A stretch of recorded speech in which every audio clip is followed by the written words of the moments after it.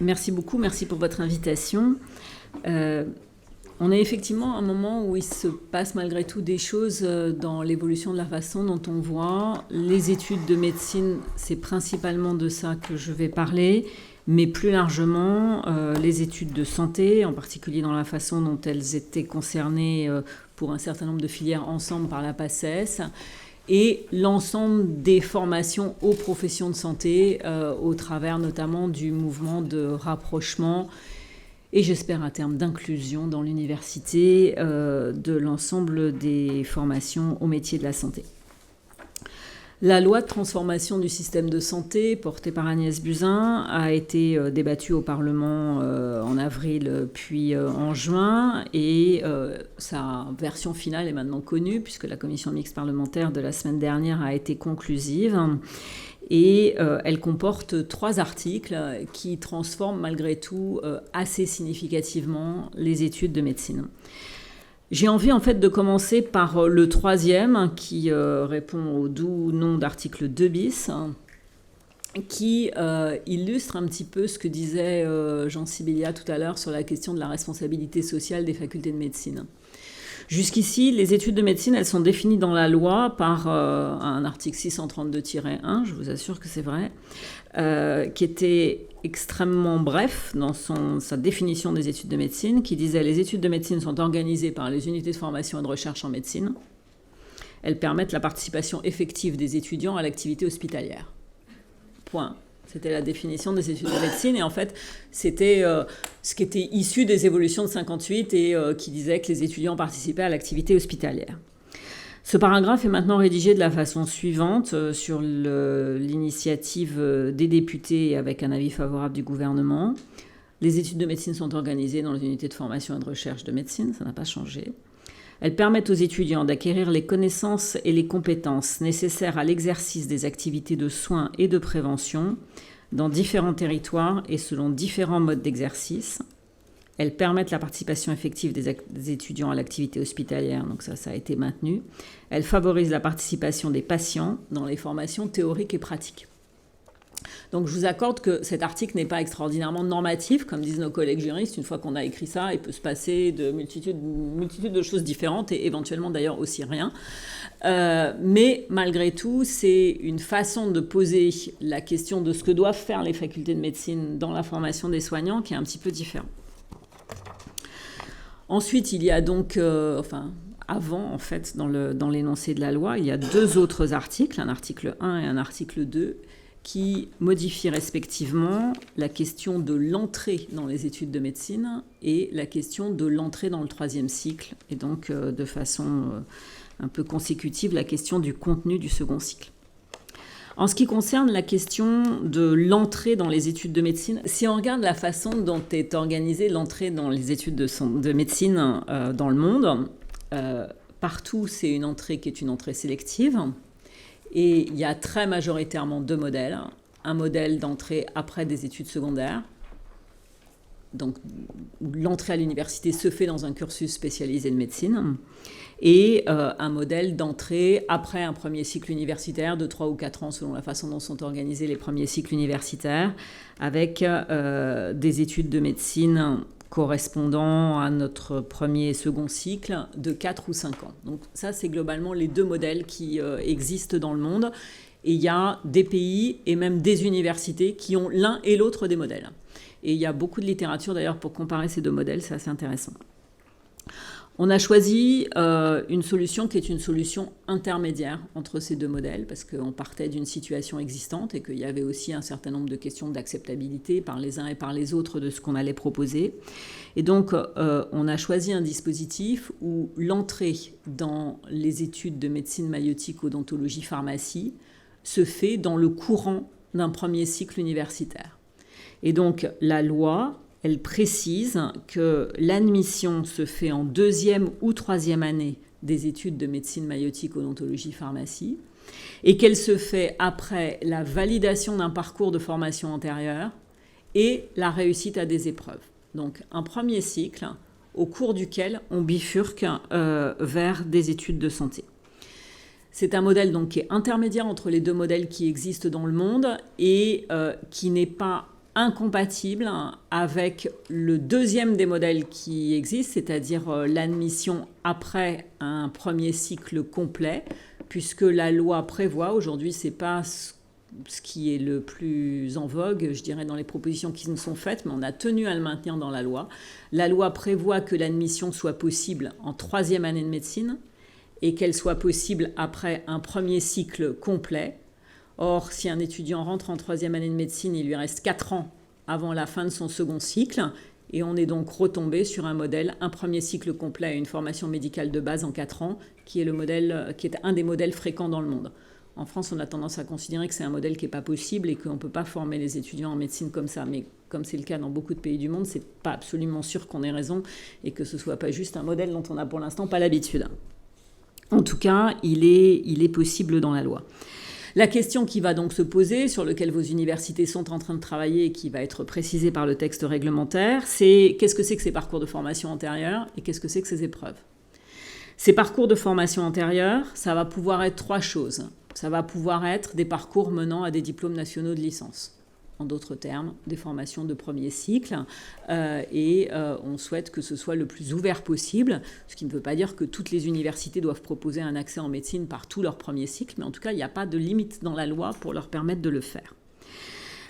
Ça peut être un accès par des formations à d'autres métiers de la santé, ce qui veut dire qu'on monte un dispositif qui aujourd'hui n'existait pas, qui est pour l'incarner dans la décision possible d'un étudiant. Je viens d'avoir mon bac, je ne me sens pas de m'engager dans des études longues, ou là ma famille ne sent pas le fait que je m'engage dans des études longues. J'ai candidaté, j'ai été admis pour débuter des études d'infirmier. Ça se passe super bien. Ça s'est super bien passé en première année, ça se passe super bien en deuxième année. En fait, maintenant, j'ai pris mon autonomie, j'ai trouvé un certain nombre de stratégies, etc. Je me sens d'attaque pour des études longues.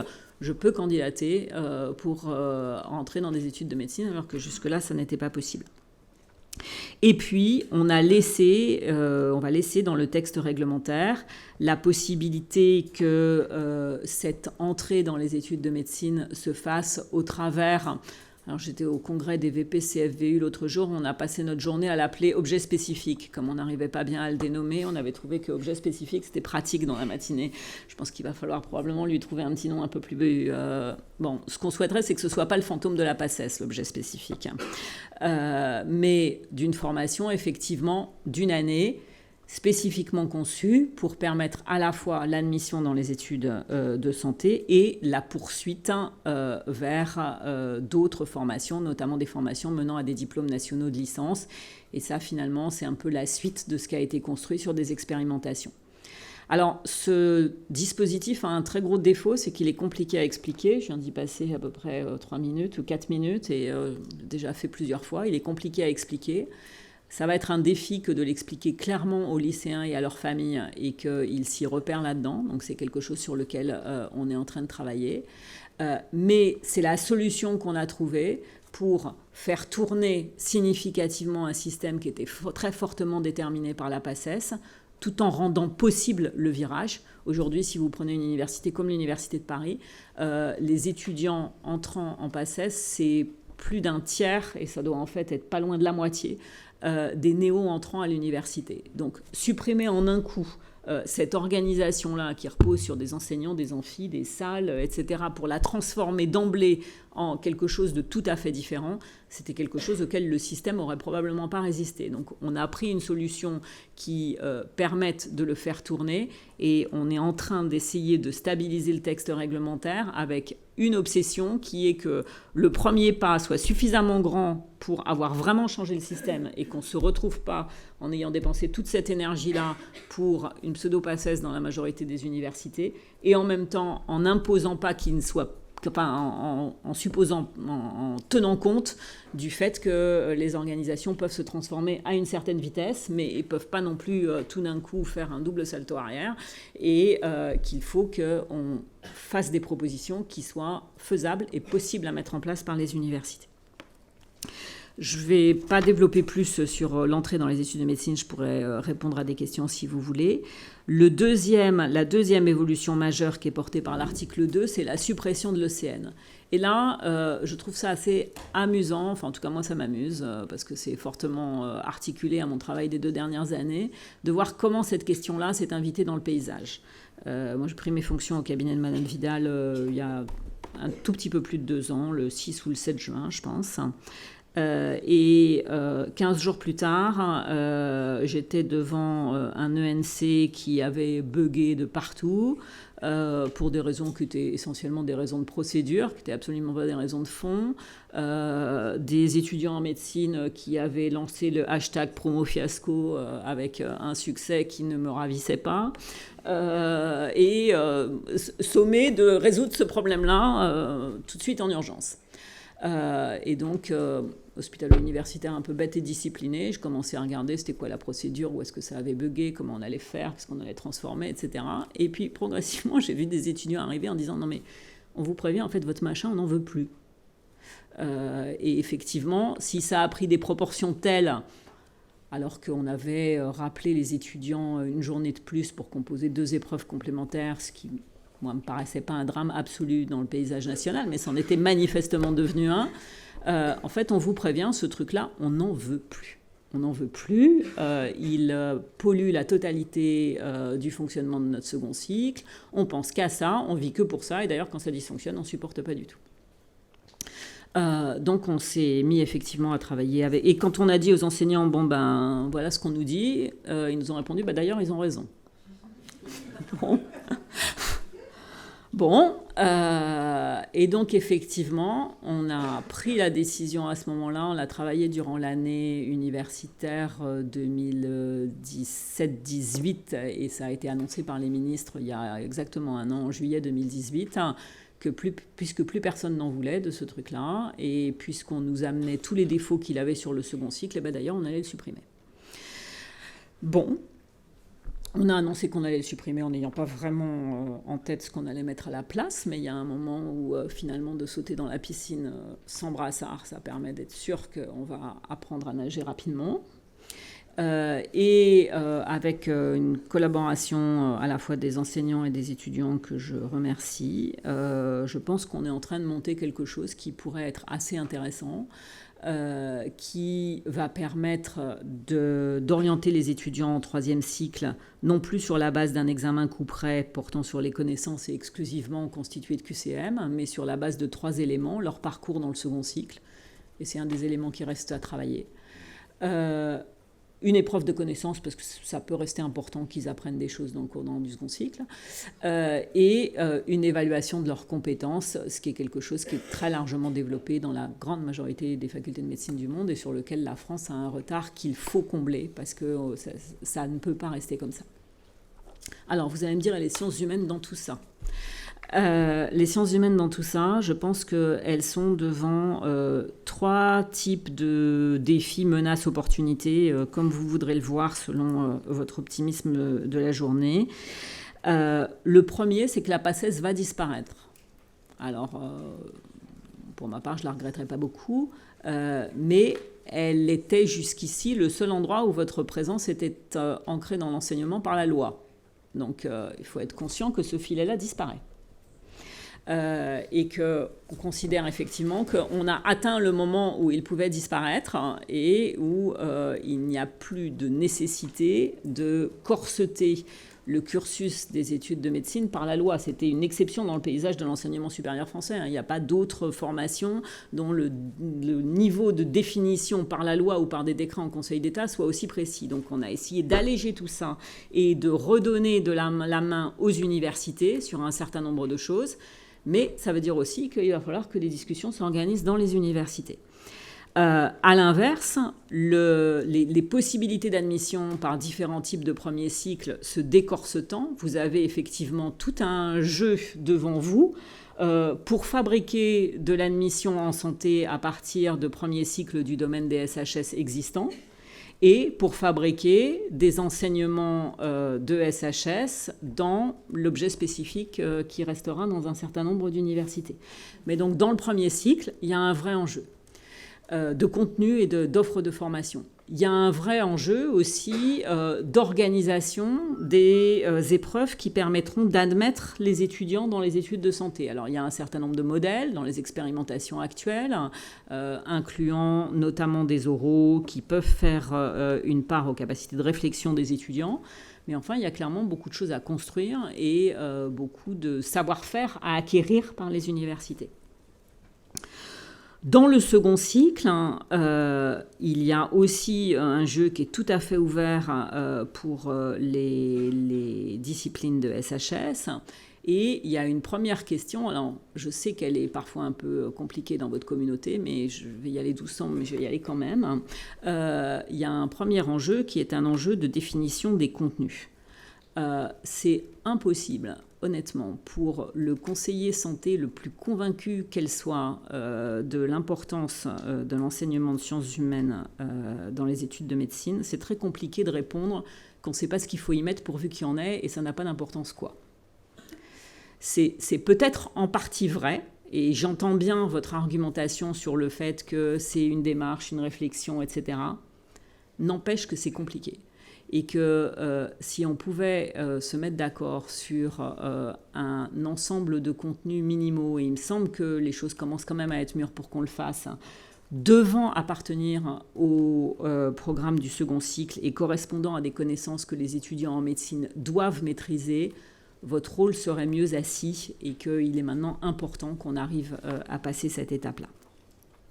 Et puis la deuxième question, c'est que les enseignants et éventuellement le législateur ou le pouvoir réglementaire passent beaucoup de temps à définir le contenu des enseignements, mais en fait ça n'a pas tellement d'importance. Et comme le disent nos cousins canadiens, si vous voulez savoir ce que font les enseignants, vous pouvez regarder le programme, mais si vous voulez savoir ce que font les étudiants, il faut regarder les sujets d'examen. Et vous l'avez tous fait, enfin vous avez tous travaillé ce qu'elle est tombée. Pas que, mais aussi quand même. Et donc, si on veut transformer et asseoir la place de vos disciplines dans le second cycle, par la porte ou par la fenêtre, et même si c'est difficile, et même si ça doit contenir durer des compromis, et même si c'est compliqué, il faut trouver un moyen que l'évaluation de ces savoirs-là soit un élément qui a un poids dans l'orientation en troisième cycle. Et ça, il faut le trouver.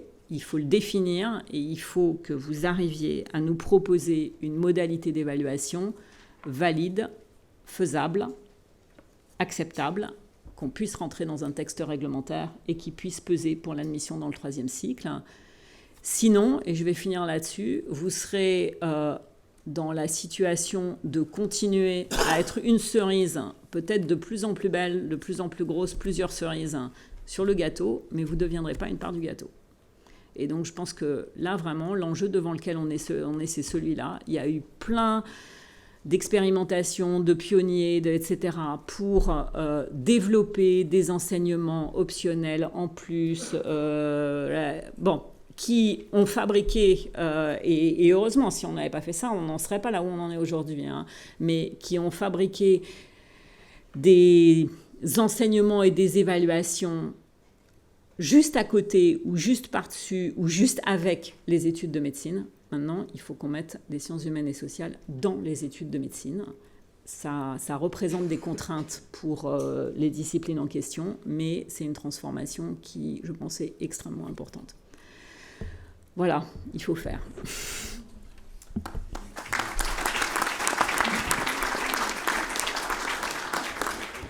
Merci d'une présentation qui était très claire, même si je suis d'accord avec vous, c'est pas facile à suivre, mais vous avez été le plus clair, je crois, qu'on ne pouvait, vu la difficulté de la tâche. On propose d'avoir peut-être un petit moment d'échange avec Isabelle Richard, avec des questions. Moi, je trouve votre métaphore du gâteau de la cerise très très bon, et je suis pour que nous relevions le défi de faire partie du gâteau. Neurologue, Nathalie Nasr, je suis responsable d'enseignement de l'éthique médicale dans les facultés de médecine de Toulouse. Je vous remercie pour avoir dit qu'il fallait que l'éthique rentre dans les facultés de médecine par la porte et non pas par la fenêtre. Vous nous avez demandé de construire un modèle d'évaluation des étudiants qui permette de les classer. Maintenant que l'ECN, on le sait, va disparaître prochainement. Merci. Eh ben, c'est ce que nous proposons à Toulouse dans un poster qui sera présenté ici. Une évaluation intégrée dans le certificat de compétences cliniques, non pas centrée sur les aspects relationnels qu'on a longtemps évalués jusque-là, mais sur les aspects décisionnels de l'éthique médicale qui jusque-là ont été sous-enseignés, c'est-à-dire l'éthique comme un canal entrant dans les processus cognitifs de décision médicale. On forme les étudiants pendant des ateliers et on les évalue avec un devoir qu'ils rendent une grille de correction d'ossimologie sur le même modèle que la formation qu'ils ont eue. Et ça va les servir à les classer, puisque c'est intégré au certificat de compétences cliniques, dont la note va être augmentée de 25 à 30, avec 5 points dédiés à l'éthique, vue comme compétence clinique de deuxième cycle, et non pas comme connaissance, ce qui est le sujet du premier cycle. Merci.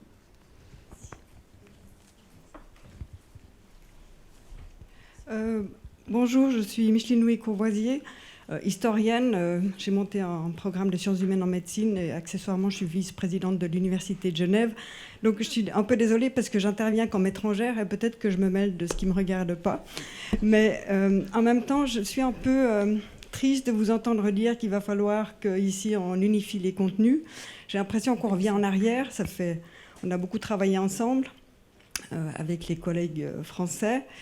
Beaucoup travaillé sur la question des disciplines, quelles disciplines. On tourne en rond, sincèrement. Et il me semble que ce qui serait... Je comprends bien la volonté d'avoir quelque chose de ferme, de crédible en termes de sciences humaines. Ça, je pense que c'est très important.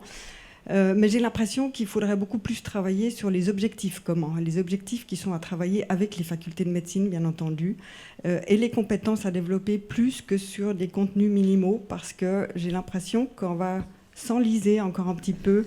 Ce qu'on a fait pendant un certain temps, on en est enfin sorti. Je trouve que c'est un peu dommage.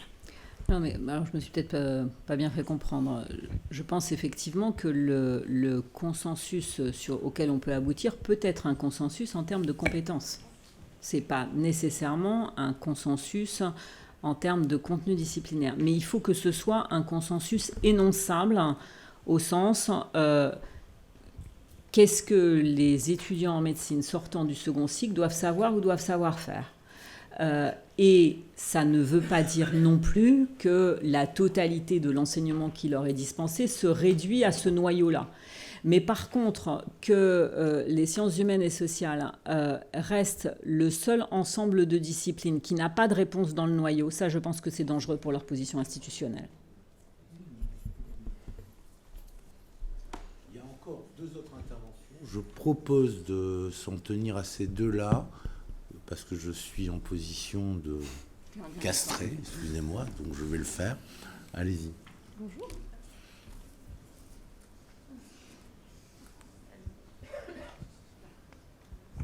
Merci. Bonjour, je m'appelle Émilie Lensner, donc je suis vice-présidente étudiante de Paris 7 et ex-vice-présidente de l'ANEMF. Moi, j'avais une question surtout par rapport à l'enseignement des sciences humaines et sociales. C'est vrai que vous parlez du fait qu'aujourd'hui, le cadrage de la PACES va plus être national, mais va être local, et ça s'inscrit aussi dans une volonté d'autonomisation des universités. Ma question, donc, c'est celle-ci, finalement. Est-ce qu'aujourd'hui, il y a une volonté aussi au niveau du ministère de promouvoir un enseignement différent, et donc avec des enseignants peut-être différents que ceux qu'on peut avoir aujourd'hui? Et est-ce qu'il y a une volonté aussi budgétaire de donner des moyens pour avoir, par exemple, des enseignants qui soient plus spécifiques, enfin, qui soient plus spécialistes de ces questions et non pas donc forcément des praticiens hospitalo-universitaires qui font ça en plus de leur activité de clinique, de recherche et du reste. Vous pouvez préciser ce que vous appelez d'autres enseignants ? Des enseignants qui sont spécialistes de ces sciences humaines. Donc après, il y a tout un panel. Compris, mais je crois que c'est important de le dire. Des non-médecins, par exemple. Oui. Aujourd'hui, ce que va permettre la transformation du mode d'admission dans les études de santé, c'est que les étudiants viennent de premiers cycles divers. C'est-à-dire que pour l'instant, on était dans la situation où pour rentrer dans les études de médecine, il fallait être inscrit en PACES, et ensuite la question était quels étaient les enseignants qu'on amenait à la PACES. Là, on renverse totalement le modèle, qui est de dire on permet à des étudiants de s'inscrire dans une diversité de cursus. Et peut-être, je ne l'ai pas dit, j'aurais dû le dire, une de nos préoccupations principales en démontant la PACES n'est pas ceux qui sont admis dans les études de médecine ou dans les études de santé, c'est tous les autres. Aujourd'hui, la PACES, c'est 40 000 nouveaux étudiants par an, 13 000 qui vont intégrer les études de santé, 5 000 en une année, 8 000 en 2 années, 13 000 qui vont se retrouver ailleurs dans l'université et 13 000 qui ne se retrouvent pas dans l'université. Ça fait 39, qui est presque 40. Donc aujourd'hui, le plus gros problème de la PACES, c'est les étudiants qui ne rentrent pas dans les études de santé, et la PACES représente obtient le tour de force de faire échouer des bons lycéens. Fallait essayer, il fallait y arriver, mais on fait vraiment très très bien là-dessus. Donc ça, c'est le premier élément qui doit être résolu. Ça veut dire que des étudiants qui aujourd'hui sont en PACES, un certain nombre d'entre eux, demain, ils sont dans des licences de SHS. Donc avec les enseignants qui aujourd'hui sont les enseignants de ces départements, de ces disciplines, de ces formations. Donc c'est vraiment pour le premier cycle une explosion complète des choses. Pour répondre à votre question sous-jacente sur les moyens, la ministre a dit à plusieurs reprises que nous savons que cette évolution ne peut pas se faire à moyens constants.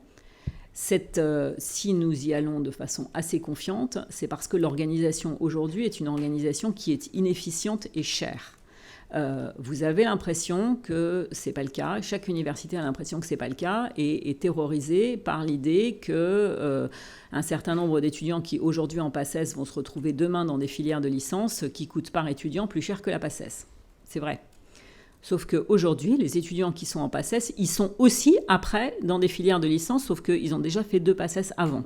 Donc l'organisation actuelle est une organisation qui paraît bon marché par année par étudiant quand ils sont en PACES, mais qui n'est absolument pas bon marché par diplôme obtenu finalement pour cette file d'étudiants. Donc, il y a je ne vais pas me lancer dans le détail de la construction budgétaire de ça, mais il y a effectivement un cap à passer au moment où on a encore les étudiants qui ont échoué l'année d'avant en PACES, ou il y a 2 ans en PACES, et où néanmoins on essaye de faire mieux pour une nouvelle génération de bacheliers. Mais ensuite, le dispositif ne crée pas de bacheliers et est plus efficient que le dispositif actuel. Donc, on peut effectivement y ajouter des moyens transitoirement et retomber sur ses pieds à un moment. En ce qui concerne la question qui doit intéresser sans doute une partie de l'assistance de postes fléchés en SHS dans les facultés de médecine, pour le faire de façon un peu brève, nous serons incitatifs, mais nous ne serons pas prescriptifs. Pourquoi est-ce que nous ne serons pas prescriptifs ? Pourquoi est-ce que nous ne mettons pas des postes fléchés, etc. Parce que chaque fois qu'on le fait, y compris dans d'autres disciplines, chaque fois qu'on le fait, c'est assez peu efficient. C'est-à-dire que ça commence par déresponsabiliser très efficacement l'ensemble des acteurs, de mettre une part de leurs propres moyens sur quoi que ce soit sur lequel on est fléché. Et j'ai été doyen d'une faculté de médecine, je faisais pareil. C'est-à-dire que si j'avais la moindre idée qu'il allait arriver des moyens fléchés du ministère pour faire ceci ou cela, je commençais surtout par ne pas le faire sur mes propres moyens. Ce qui fait que quand on met des moyens fléchés, en fait, il y en a toute une partie qu'on perd en opportunité du système et il faut une police absolument efficace et qu'en général on ne sait pas faire pour vérifier que les moyens fléchés qu'on a mis n'ont pas été sur des choses qui auraient été faites de toute façon par les universités, qui ont dégagé les budgets en question pour faire finalement autre chose avec. Donc on est extrêmement réticent à rentrer avec les universités dans la discussion d'un fléchage de leur budget sur ceci ou cela. C'est par ailleurs pas du tout le sens de l'avancée de l'autonomie des universités. Donc, on a différents leviers pour inciter à faire, pour aider à faire, pour etc. Mais mettre des postes ou des financements fléchés sur ceci ou sur cela, on y est extrêmement réticent parce que ça ne marche pas.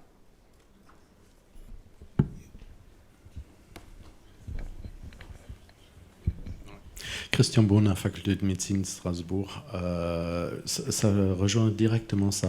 Je trouve qu'il y a quand même eu un moment dans la construction, en tout cas pour Strasbourg, c'est très évident, le nom a déjà été évoqué. Dominique Lecourt, dans les années 2000, avait organisé en fait une espèce de concours où il avait créé 12 postes ministériels, mais sur proposition de projet aux différentes facs de se manifester, de monter quelque chose, d'obtenir.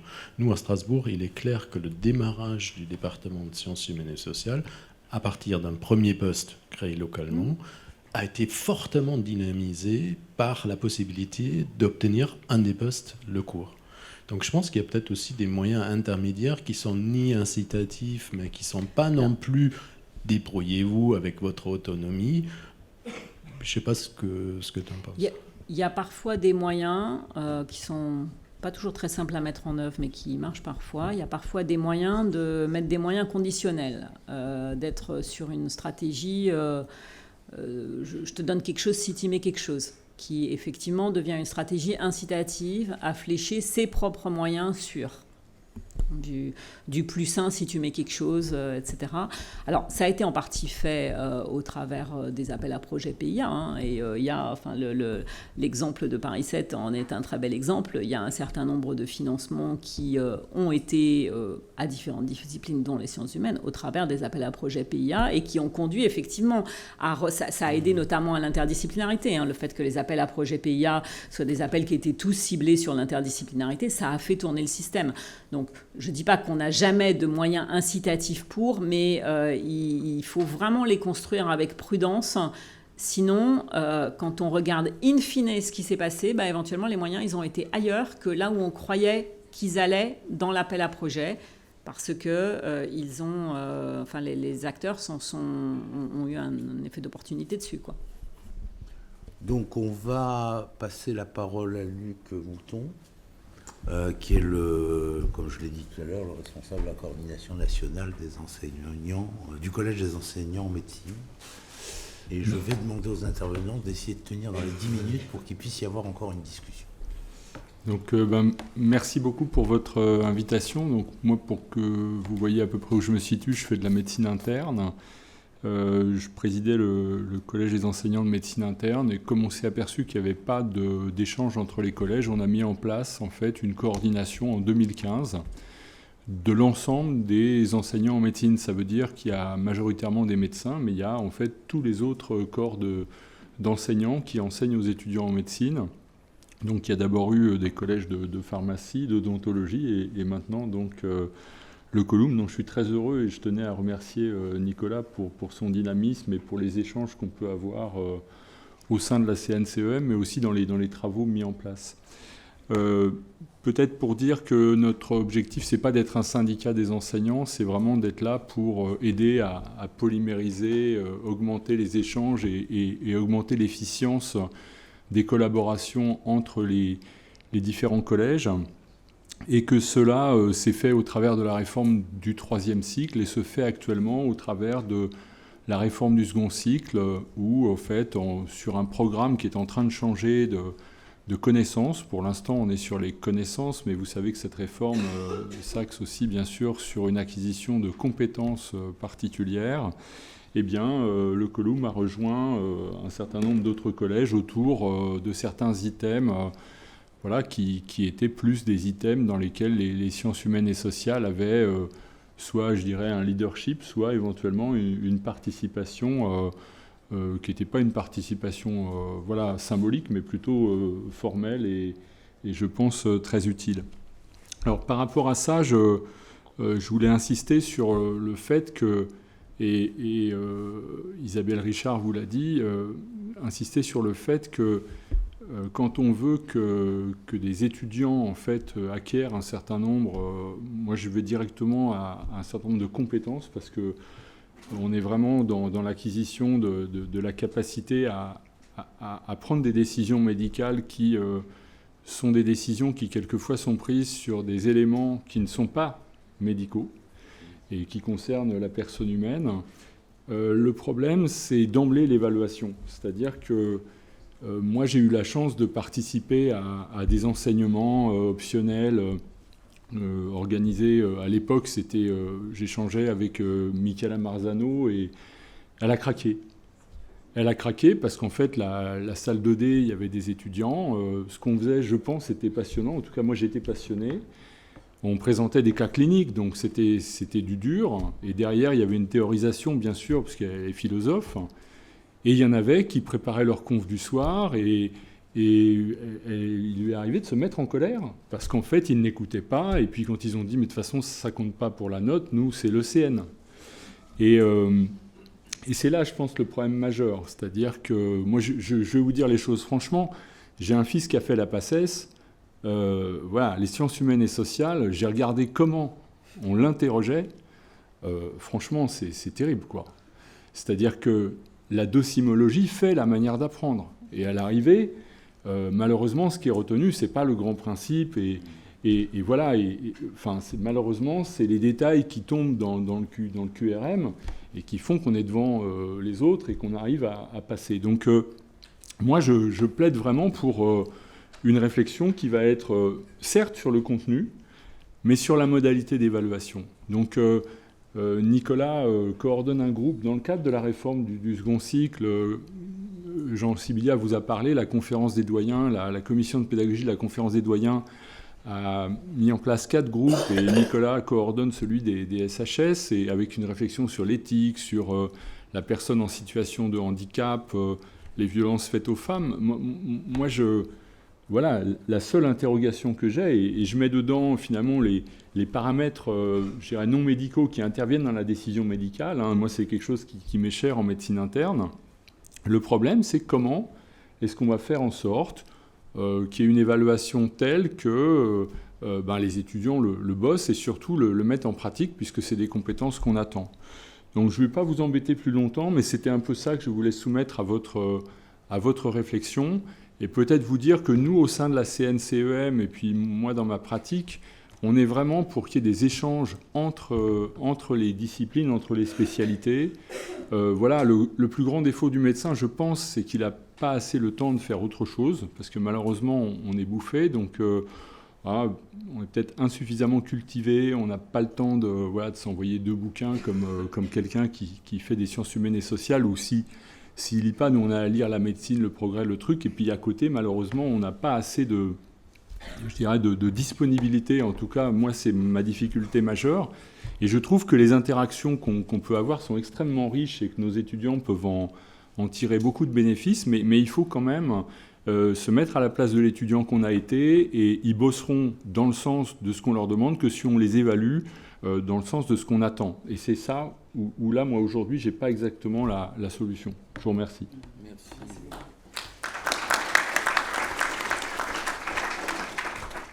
Oui, la question du temps laissé pour la réflexion, les échanges et la flânerie, y compris comme dimension essentielle de la formation, à mon avis, est une question cruciale et de plus en plus difficile à préserver. Je vais passer la parole à Anatole Le Guillou, qui est vice-président études médicales de l'Association nationale des étudiants en médecine de France, et qui va nous parler du point de vue étudiant sur la réforme et le point de vue de quelqu'un qui a survécu à la PACES.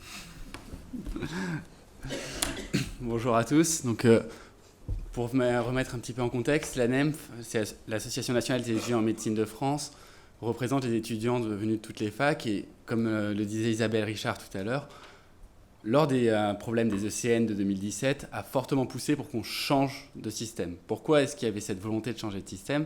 C'est maintenant des années qu'on alertait sur le fait que cette épreuve était profondément mauvaise pour les étudiants, aussi bien au niveau de leur santé mentale. Il y a des enquêtes qui ont été effectuées par les syndicats des internes, par l'ANEMF et des jeunes médecins, montrant les dangers de la formation actuelle, d'une formation centrée sur les connaissances, sur un empilement de connaissances, plutôt que sur le développement de futurs médecins, de futurs soignants. Cette réforme était vraiment nécessaire, mais elle nécessite un travail assez immense, qui est fait en collaboration avec les enseignants. Donc, je peux que remercier Luc Mouton et la CNCEM pour tout le travail qui est fait, avec les ministères et avec les propositions des étudiants.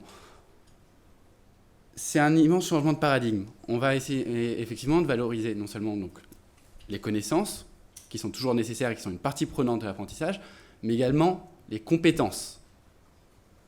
Et des connaissances et des compétences non pas telles qu'il faudrait qu'on les maîtrise à la fin de notre internat pour devenir médecin, pour devenir un spécialiste, mais vraiment pour devenir un interne, pour ce que tout médecin doit savoir. Notre spécialité, on l'apprendra plus tard. Et c'est une des dérives qui avait pris le second cycle depuis maintenant un certain nombre d'années avec le CN, qui était une accumulation de connaissances et de connaissances qui se rajoutaient à chaque fois, à chaque nouvelle réédition d'un collège. Là, on avait 50 pages en plus de détails qui seraient oubliés peu après le CN. L'autre aspect fondamental, c'est également la valorisation du parcours. notre programme, la construction de l'étudiant, du futur médecin du médecin qu'il est en train de devenir, ne passe pas que par les cours. On parlait tout à l'heure du temps nécessaire à la flânerie, temps nécessaire pour se développer à côté. Ces compétences que l'on va développer en faisant diverses actions.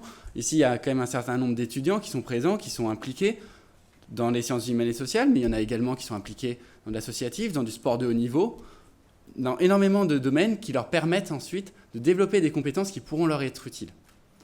Donc c'est important de réussir à valoriser cet aspect-là. Valoriser ce temps passé qui n'est pas du temps de bachotage à apprendre par cœur la petite phrase qui tombera éventuellement à l'ECN. Maintenant, ce changement des habitudes et de mentalité, comme le disait très bien Luc, il faut que ça passe notamment dans la docimologie d'évaluation. C'est un sujet complexe, on y travaille tous dessus, c'est un sujet passionnant, et c'est également quelque chose où il y a beaucoup de précédents qui existent dans d'autres pays. L'évaluation des compétences, certes pas toujours de manière chiffrée, de manière classante, mais elle existe, et depuis un très grand nombre d'années. Et d'un autre côté, on peut dire qu'effectivement ce n'est pas fait de manière classante partout, mais l'ECN n'est plus discriminant en lui-même non plus. Tout se joue à l'item coché de manière un peu comme ils disent dans le film Première année, reptilienne. Avoir le temps, voir ce qui est juste, ce qui est faux, cocher vite pour passer au QCM suivant. Maintenant, une fois qu'on est tous d'accord sur le fait qu'il faut changer ces manières de faire, qu'il faut recentrer sur les compétences, il faut également revoir effectivement les objectifs de notre formation. On parlait de la place, pour y arriver, la place des sciences humaines et sociales est fondamentale dedans, la place des humanités en règle générale. On est en train de réduire les connaissances que l'on veut savoir pour se recentrer sur l'essentiel. Mais réduire les connaissances et hiérarchiser, ça veut aussi dire être capable de se mettre à jour sur les évolutions qui ont lieu dans la médecine actuellement et dans la profession qu'on exercera, nous qui sommes étudiants en 3e, 4e, 5e année, quand on sera médecin dans 5, 10 et pour 15 ans et pour toute notre carrière derrière. Fondamental donc de réussir à se recentrer sur cet aspect sociétal dont parlait le doyen Jean Sibilia tout à l'heure. C'est également sur notre relation avec le patient qui ne doit plus subir les soins, ne plus être quelqu'un sur qui on fait des soins, mais vraiment un acteur dans la formation et qui participe à la formation du patient. On doit apprendre également, pour limiter la souffrance du patient, mais également de l'étudiant, à gérer la relation à la souffrance, la relation à la mort, la relation au deuil, qui sont totalement absentes aujourd'hui. Et on parlait tout à l'heure dans une question d'objectif de formation plutôt que de contenu exact. Je pense que c'est vraiment sur ça qu'on doit se centrer. C'est vraiment sur ça qu'il y a une attente des étudiants. Depuis plusieurs années, on voit d'ailleurs des groupes d'étudiants qui se regroupent et qui essaient de discuter d'éthique, qui essaient de discuter de est-ce que je fais bien les choses ? Parce que là, j'ai vu un patient, puis quand j'ai fait une annonce, je ne savais pas comment la faire, et il s'est mis à pleurer, je ne savais pas gérer cette situation. Et il faut réussir à ne plus rentrer par la fenêtre, effectivement, et que ça soit ancré dans notre formation, ces temps de débriefing avec des enseignants, avec des patients, avec des personnes qui ont une expertise dessus, pour avoir une formation qui soit plus complète. Pour également venir un peu sur la réforme de la première année, de l'entrée dans les études, et c'est une énorme opportunité. La PACES, c'est un gâchis humain. Je ne vais pas revenir dessus. Isabelle Richard l'a très bien expliqué. J'en suis bien heureux vu que j'aurais eu beaucoup de mal à le faire. C'est une belle performance. Mais on a une superbe opportunité de varier nos profils, d'avoir des étudiants qui ne sont pas uniquement formés à la médecine, mais qui ont une formation plus large. Il y a des nécessités de sélection dues aux contraintes de formation. Nos capacités de formation ne sont pas infinies, mais on peut avoir des profils plus intéressants, plus variés, qui nous permettront de tous partager nos connaissances et de cultiver nos différences. Un point qui semble important, c'est réussir à créer cette continuité entre ces étudiants qui vont faire une L1, une L2 de différentes filières, que ce soit en sciences fondamentales, en droit, en éthique, en sciences humaines, et la suite de leur cursus. Si on réussit à faire en sorte qu'un étudiant qui a commencé sur un cursus de sciences humaines, qui est rentré ensuite dans un cursus médical, ne perde pas ça, ne se retrouve pas coupé de cette préformation, mais puisse continuer à la développer, puisse continuer derrière à accéder à des masters, à des formations qui lui permettront de compléter sa formation et devenir un médecin plus riche de ses compétences. Je vais pas m'étendre beaucoup plus, vu que sinon ça peut être très long. Mais en tout cas, je pense vraiment qu'il y a une place fondamentale pour les enseignants en sciences humaines dans cette réforme. Cette place a été vraiment très bien prise actuellement, je pense, par Nicolas, par l'ensemble des enseignants et Nils qui travaillent sur cette réforme. Il faut vraiment continuer dans ce sens-là, réussir à définir des objectifs clairs pour avoir un programme commun qui sera ensuite enseigné de différentes manières, à l'aide de différents supports, mais vraiment avec des objectifs clairs de ce qu'on souhaite qu'un étudiant maîtrise à la fin de son second cycle. Ainsi, on aura un programme qui sera en lien également avec l'évaluation, et donc les étudiants, effectivement, se concentreront là-dessus plutôt que de mettre ça de côté, parce que c'est très intéressant, mais ce n'est pas ce qu'on nous demande, et ce n'est pas ce qui décidera notre spécialité, de notre avenir. Merci.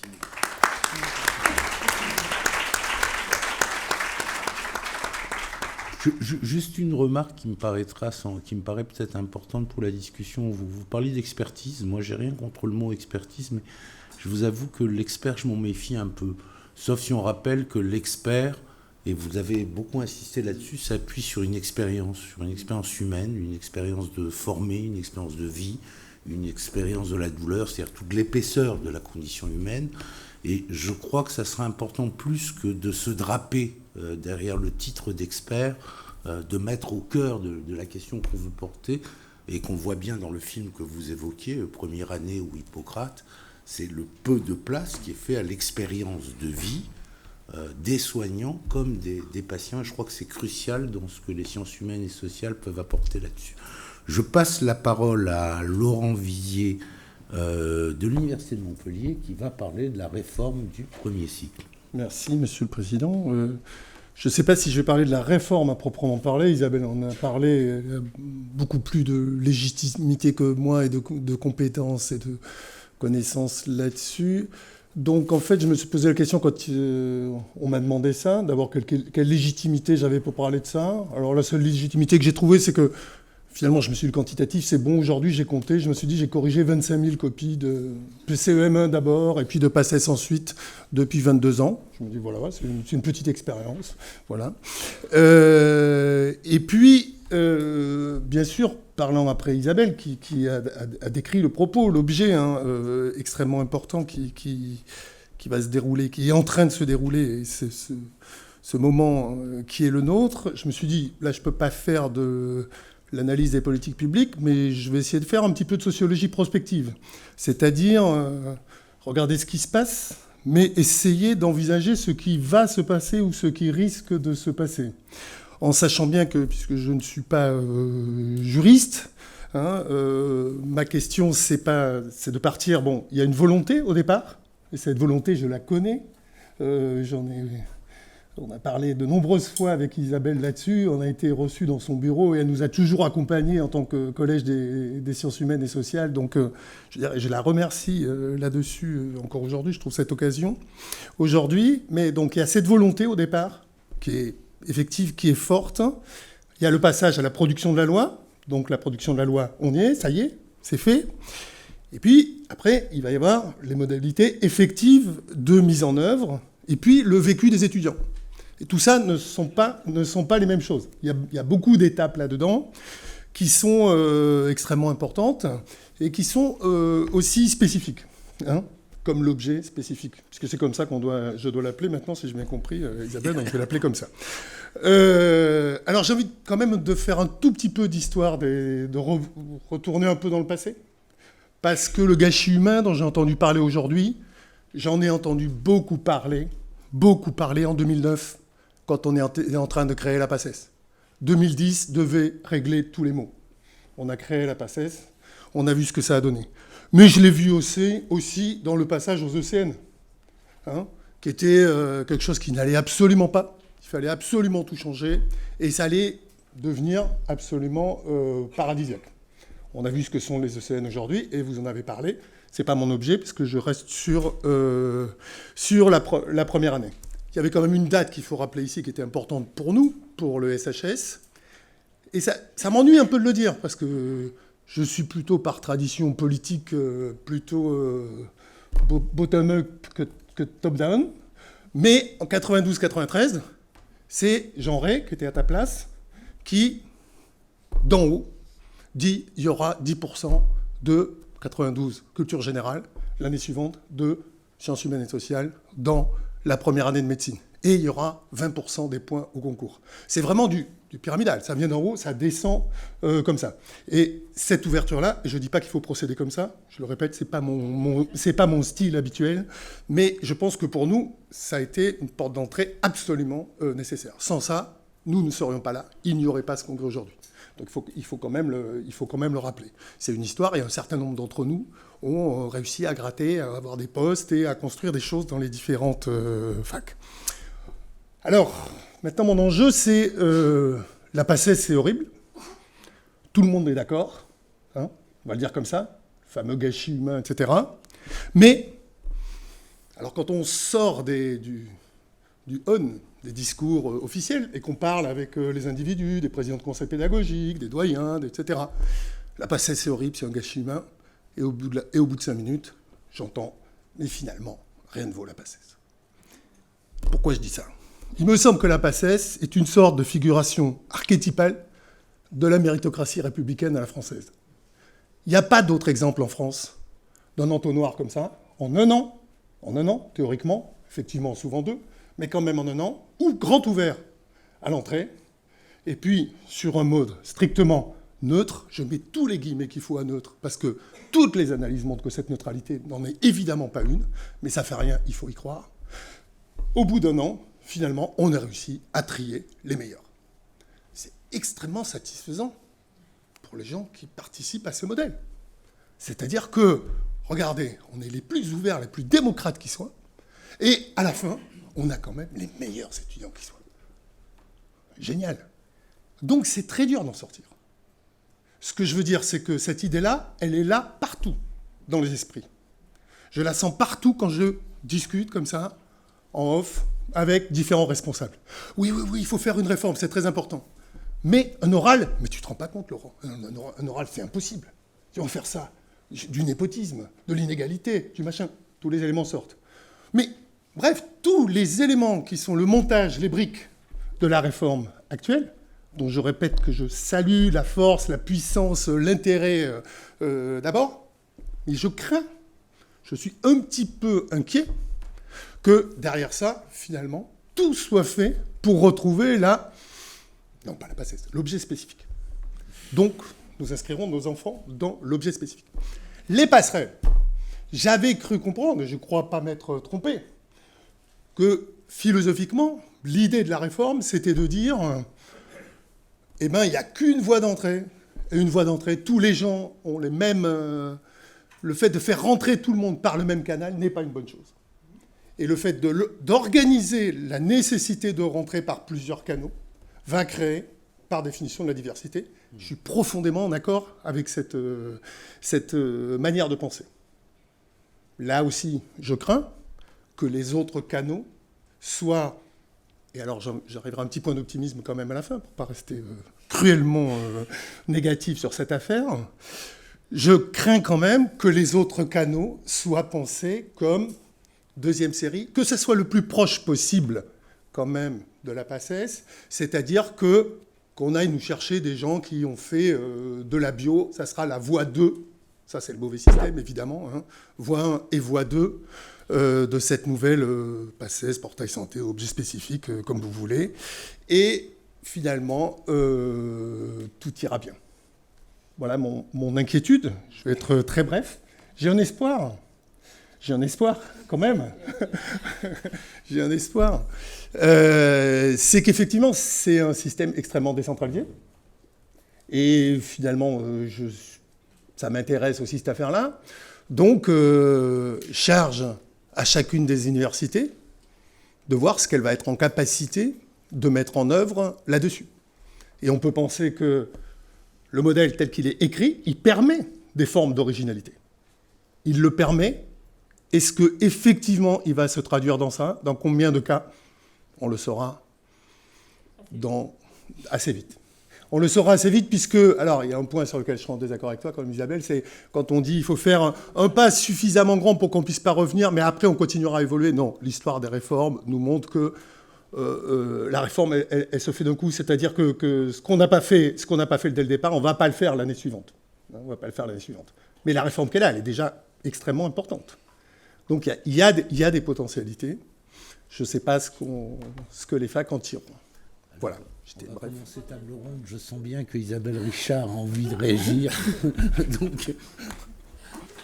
Il y a une étape que tu as sautée quand même entre la loi dont on dispose et ce qui se passera dans les universités, c'est qu'entre les deux, quand même, il y a un petit paquet de textes réglementaires et qu'il y a un petit paquet de textes réglementaires, effectivement, dont toute la subtilité d'écriture est d'arriver à cadrer ce qui doit être cadré sans empêcher de faire ce qui pourrait être des bonnes idées. Et si tu prends, par exemple, sur la question de la diversité d'accès, la loi nous oblige à le cadrer, c'est quelque chose qui a été précisé par à l'Assemblée nationale, qui n'était pas dans la proposition de texte initiale, donc la loi nous oblige à le cadrer. Et on va, dans le décret puis dans l'arrêté, préciser qu'on ne peut pas recruter plus de X, qui est un sujet en grande discussion, mais qui ne sera pas au-dessus de 60 et dont j'aimerais qu'il ne soit pas au-dessus de 50, pourcentage d'étudiants par la même voie. Et si on prend les choses concrètement, parce que je fais moins bien que toi de la sociologie prospective, mais j'essaie de voir ce qui va se passer quand même, si on prend concrètement cette question-là, qui est, voilà, on a la plume, on a le texte réglementaire, et il faut écrire, les universités ne peuvent pas recruter plus de X pourcentage des étudiants par la même voie. Si on fixe ce X trop haut, il ne va rien se passer, et à la fin, on a quasi une passesse partout. Si on fixe ce X trop bas, pour toutes les universités, ce ne sera pas le cas de toutes, mais pour toutes les universités qui auront choisi de conserver un objet spécifique, potentiellement, on a les étudiants et donc les candidats quelque part et les places ailleurs. Et si le mismatch entre les deux est trop important, le système volera lui aussi en éclats. C'est-à-dire que les universités ne tiendront pas, ni vis-à-vis des enseignants, ni vis-à-vis de la population, une situation où il y aurait un grand nombre d'étudiants candidats et des bons étudiants quelque part, et pas d'étudiants candidats ailleurs. Et là où il me semble qu'il faut quand même laisser un petit peu de temps au système pour évoluer, on l'a quand même vu un petit peu dans les expérimentations, c'est qu'au fur et à mesure où la perception de la réalité de la possibilité d'accéder aux études de santé par d'autres voies va se faire, ce phénomène-là va se corriger. Donc on est quand même à la recherche de quelque chose qui permette d'installer la transition sur quelques années, parce que je ne crois pas qu'il y ait un moyen faisable de pratiquer autrement. Alors que le dispositif social des facultés de médecine soit aujourd'hui accroché à la PACES et attaché à la PACES, même s'il ne veut pas le dire, ou même si c'est difficile de le dire, oui, sûrement, et on ne sous-estime pas cette difficulté-là, y compris parce que les collègues, ils y passent un temps fou à organiser la PACES. Donc, admettre que quelque chose auquel tu passes tes jours et tes nuits, finalement, n'est peut-être pas d'une qualité considérable et qu'il vaudrait peut-être mieux s'en passer, bon, voilà, il faut pouvoir se projeter suffisamment dans ce que ça deviendra d'autre.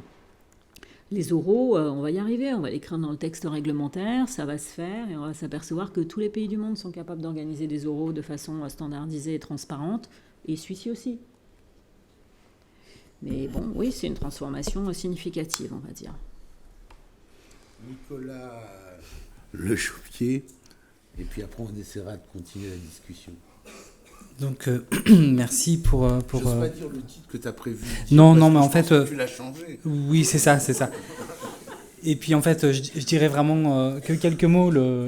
Donc, avec Nils Kessel, on est un peu cheville ouvrière avec Anne-Laurence Pinchot, Jean-Marc Mouilly, Christian Bonnat, et j'en oublie autour de cette Roberto Poma qui est là, autour du travail sur la réforme du deuxième cycle, qui est un travail assez complexe, assez touffu, sur lequel on navigue quand même encore à vue.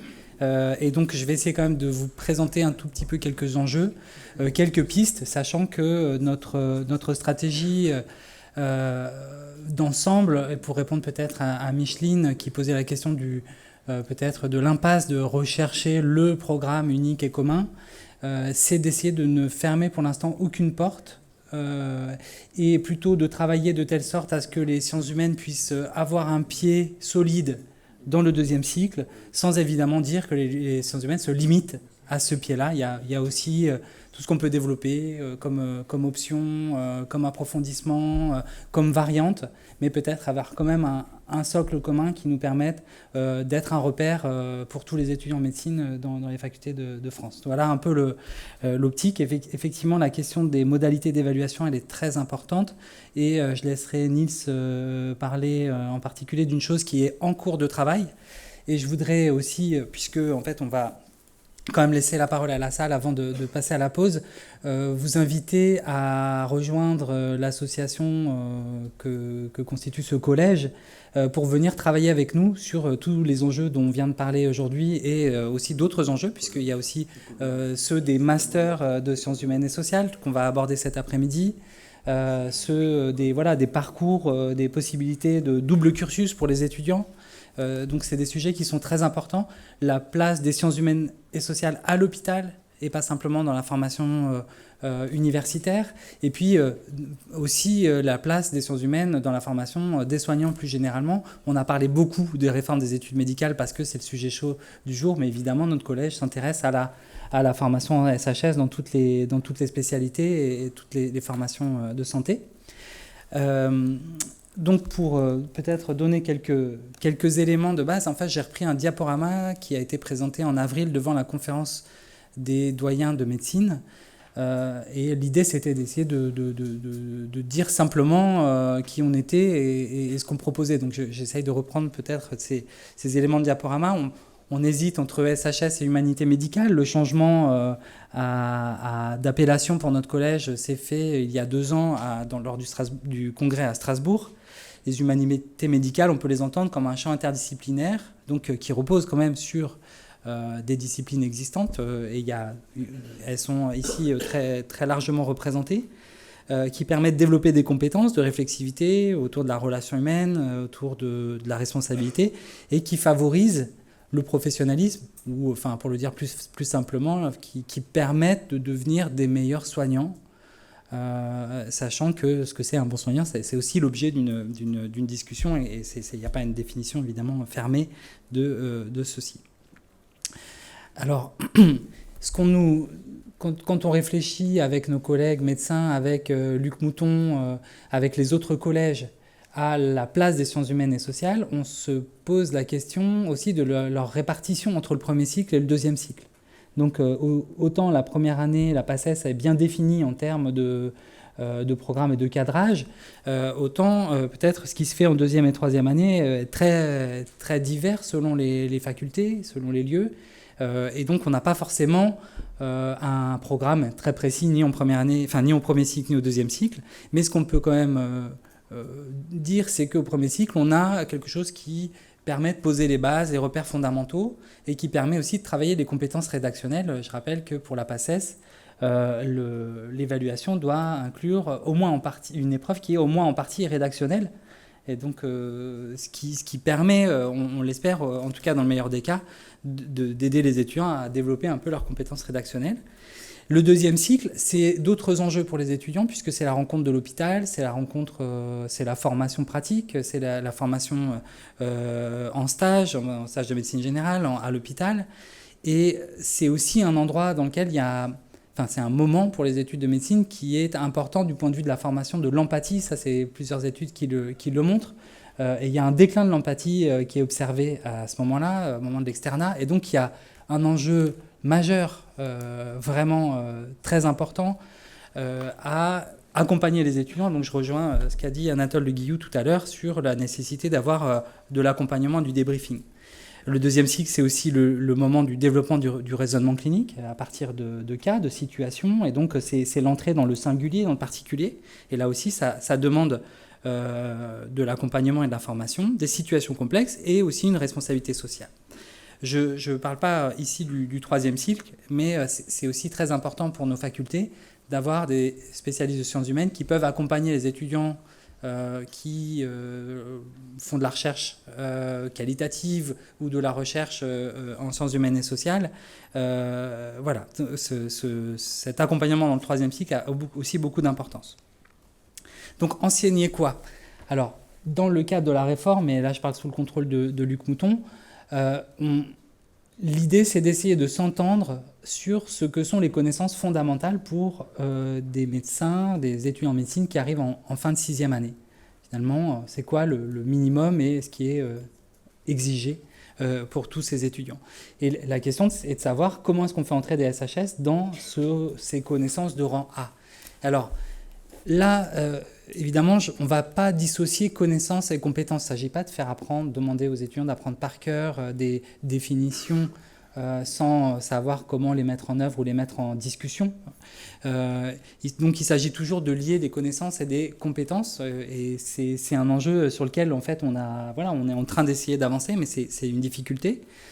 Et ces compétences, c'est par exemple comprendre le cadre de l'exercice du métier pour savoir le faire évoluer, s'interroger sur la part scientifique de la décision médicale et le reste, cette décision qui est toujours hybride, qui est mixte. Et le reste, voilà, qu'est-ce qu'on entend par ce reste? Savoir développer des collaborations avec les autres acteurs de santé, donc aussi déconstruire peut-être des représentations cloisonnées, se décentrer par rapport à l'exercice médical lui-même, et puis savoir prendre ses responsabilités, alors en des sens très, très variés. Alors, je voudrais maintenant, avant de passer la parole à Niels, simplement indiquer ce qui se passe dans le groupe de travail sur les nouveaux items SHS. Donc, le programme du deuxième cycle, c'est 340 items aujourd'hui qui définissent en fait le corpus que doivent travailler les étudiants en médecine. Et à la fois, donc, notre collège essaye de participer à la définition de ces connaissances dans les items existants, je ne sais pas, autour de la grossesse, autour des inégalités sociales de santé, autour du médicament, des vaccins, etc. Mais aussi, et à la demande de la conférence des doyens, d'essayer de travailler sur des items qui aujourd'hui ne sont pas présents. Et là, je vous fais part d'un travail qui est vraiment en cours et pas du tout finalisé, mais qui serait en ces termes. On proposerait un certain nombre de nouveaux items ou nouveaux thèmes, et notamment, pour commencer, la question du corps, qui nous a semblé une façon directe d'aborder des questions transversales autour de l'alimentation, de l'activité physique, de la sexualité, des genres, etc. Et dont le but serait évidemment, derrière ça, vous entendez des milliers de pages, des centaines de discussions, etc. Mais pour les étudiants en médecine, il s'agirait d'essayer de voir quel est le socle minimal sur ces thèmes-là, de choses que l'on pourrait leur enseigner, leur faire acquérir, leur faire travailler, de telle sorte à ce qu'ils soient capables d'aborder ces questions en consultation et d'en tenir compte, tout simplement. Parce qu'on sait que ça traverse, c'est des questions qui traversent à la fois nos corps et notre société. Les pratiques d'accompagnement, donc il a été question tout à l'heure des personnes en situation de handicap, donc les pratiques d'accompagnement, c'est l'idée d'aider les étudiants à développer des connaissances et des compétences pour pouvoir accompagner les personnes qui sont en situation de maladie chronique ou de handicap. Le thème des violences, alors en ce moment on est sur le titre violence interpersonnelle, à un moment c'était violence conjugale ou violence faite aux femmes, on a une hésitation sur la focale là en ce moment. Les discriminations qui sont présentes notamment dans les milieux de soins, donc connaître les mécanismes discriminatoires, les stéréotypes, etc., et savoir les désamorcer. J'avance encore. Alors un item sur l'éthique, alors son statut n'est pas encore calé puisque l'éthique est déjà dans le programme du deuxième cycle et il faut voir comment on articule, est-ce qu'on fait un nouvel item sur l'éthique, comment on le partage avec la déontologie. La question de la mort qui a été abordée tout à l'heure dans cette table ronde, puisque dans le programme actuel, les étudiants sont formés sur le décès, sur la fin de vie, mais peut-être pas sur la mort comme question philosophique, question fondamentale. Les controverses socio-techniques qui évidemment habitent les consultations, les contre-expertises, les savoirs profanes, savoirs experts. Comment est-ce qu'on accueille cette diversité des savoirs au sein d'une consultation? Et ça, c'est des compétences qui sont demandées par les étudiants. Enfin, une réflexion sur laquelle les sciences sociales et les sciences humaines ont beaucoup de choses, je pense, à apporter. Mais il faut à chaque fois essayer de trouver le minimum. Il ne s'agit pas de former les étudiants en médecine à devenir des spécialistes des controverses socio-techniques, mais bien de leur donner des outils pour pouvoir en pratique se dépatouiller de situations difficiles et savoir trouver la juste attitude. Puis enfin, il a été question dans la dernière réunion du groupe d'aborder aussi la question des parentalités, des questions de définition de structuration de la famille dans notre société aujourd'hui. Alors, l'idée, c'est de décloisonner... Enfin, voilà, en pratique, qu'est-ce que ça veut dire? Et je vais passer la parole à Niels d'ailleurs tout de suite, parce que l'idée, c'est de trouver des formes d'évaluation qui permettent, au fond, aux étudiants de travailler ces compétences-là. C'est la question vraiment sur laquelle je rejoins les autres interlocuteurs de cette table ronde.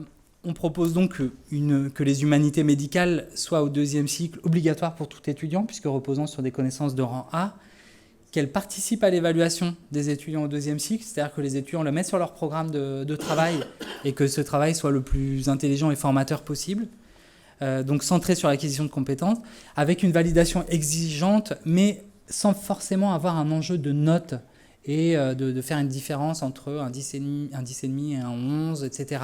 Et plutôt de passer sur des modalités de valider, non valider, valider de façon exceptionnelle pour permettre vraiment aux étudiants de s'investir sans bachotage. Mais voilà, ça c'est les enjeux de la question. Là, je vais laisser la parole à Niels peut-être pour donner des illustrations et pour témoigner un peu du travail qui est en cours et sur lequel je vous invite à nous rejoindre et à venir nous apporter vos lumières, votre expérience, parce qu'effectivement, c'est un travail qui est difficile.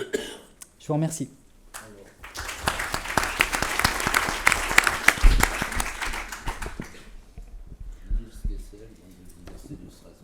Oui, merci beaucoup Nicolas, merci beaucoup Monsieur le Président. Je vais juste, donc c'est un peu une tâche difficile justement, très technique à la fin.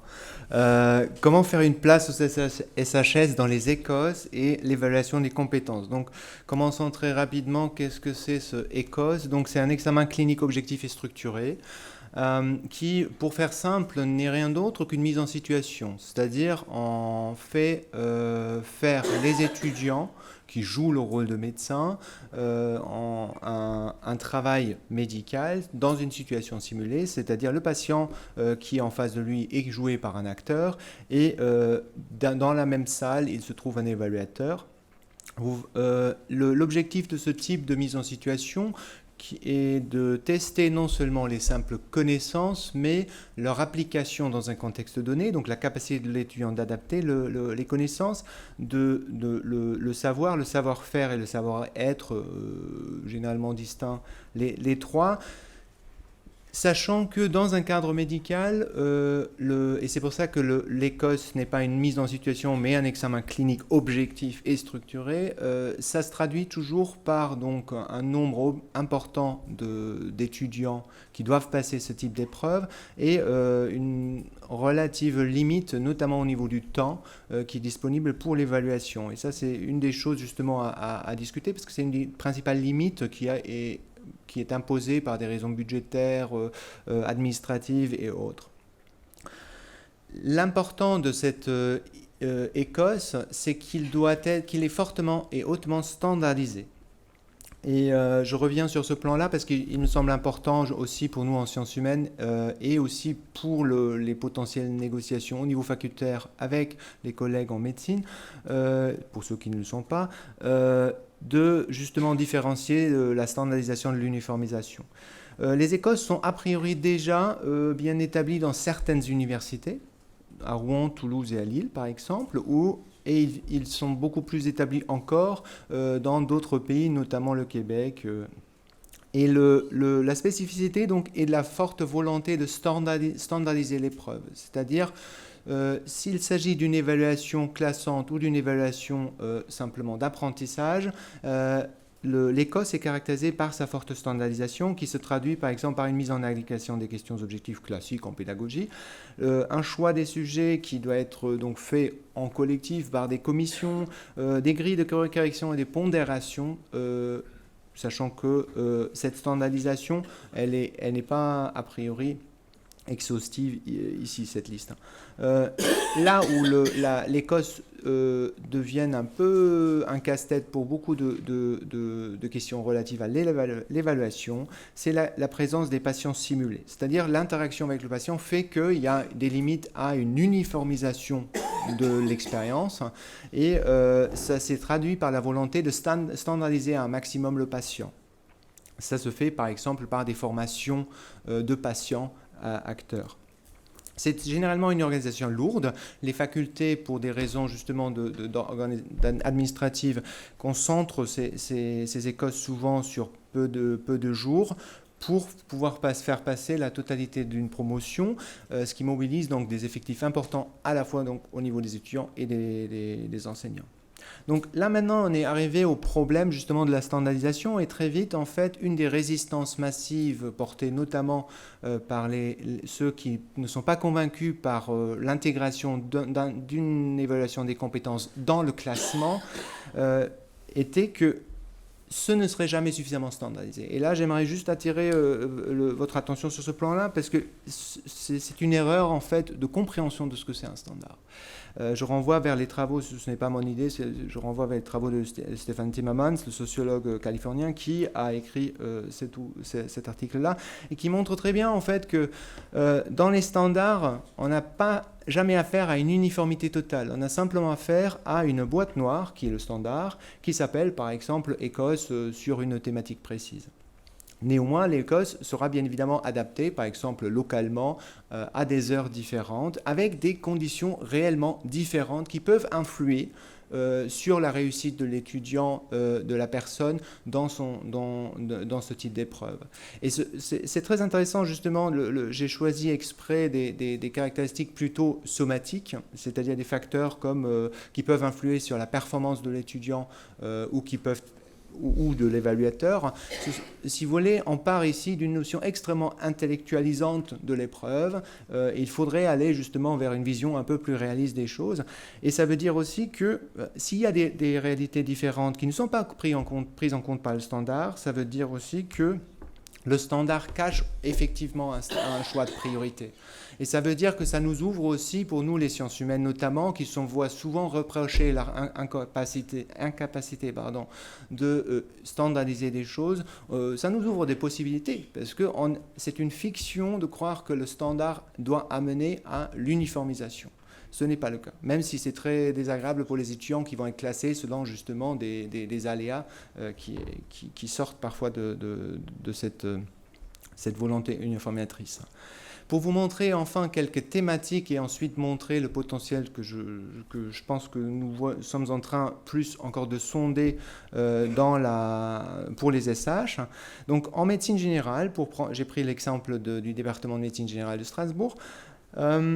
Des thématiques qui sont proposées sont celles que vous voyez là, c'est-à-dire examiner le pied d'un diabétique, évaluer un risque cardiovasculaire global, mais aussi très concrètement faire preuve d'une maîtrise technique dans la préparation, par exemple, d'une perfusion ou autre.